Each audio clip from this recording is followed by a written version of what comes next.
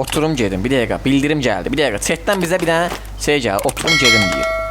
Nəysə vurmaq üçün oturum gedim. İzlətmək üçün. Görüm. Kuşdan.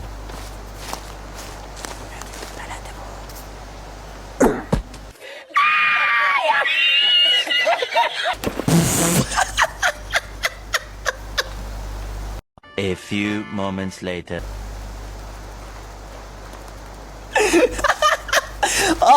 Ay yok gözlük uşağı bunu görmədiniz də uşaqlar bir dənə səbirli olun. Bir dənə səbirli olun. 2 hours later. Gözlük. Ay diyon. Ay yok. Oh. Tük. Götürəcəyimi.